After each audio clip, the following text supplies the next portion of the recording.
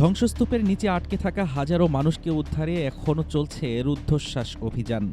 ভেনেজুয়েলার উত্তর পশ্চিমাঞ্চলে আঘাত হানা ভয়াবহ দুটি ভূমিকম্পে মৃতের সংখ্যা বেড়ে দাঁড়িয়েছে ১,৭১৯ জনে। ন্যাশনাল অ্যাসেম্বলির তথ্যমতে ভয়াবহ এই দুর্যোগে আহত হয়েছেন ৫,০০০-এর বেশি মানুষ। ৭.২ এবং ৭.৫ মাত্রার শক্তিশালী ভূমিকম্পের ক্ষত শুকাতে না শুকাতেই নতুন আতঙ্ক যোগ করেছে আফটারশক। সোমবার উত্তর উপকূলীয় কারাবালেদা শহরের অদূরে অনুভূত হয় ৪.৬ মাত্রার আরও একটি ভূকম্পন। ইউএসজিএস জানায় ভূপৃষ্ঠের ১০ কিলোমিটার গভীরে ছিল এর উৎপত্তি, যা নতুন করে আতঙ্ক ছড়িয়েছে গৃহহীন হয়ে পড়া ১৫,০০০-এরও বেশি মানুষের মাঝে। জীবিত উদ্ধারের অতি গুরুত্বপূর্ণ ৭২ ঘণ্টার গোল্ডেন আওয়ার পার হলেও আশা ছাড়েননি উদ্ধারকারীরা।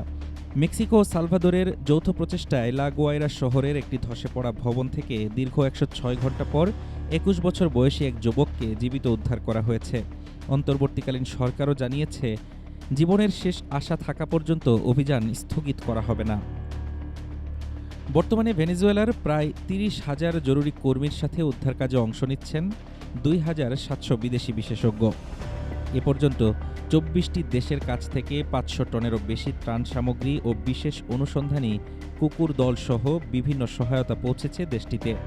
তবে দুর্গত এলাকায় খাবার ও পানির তীব্র সংকট এখনও কাটেনি।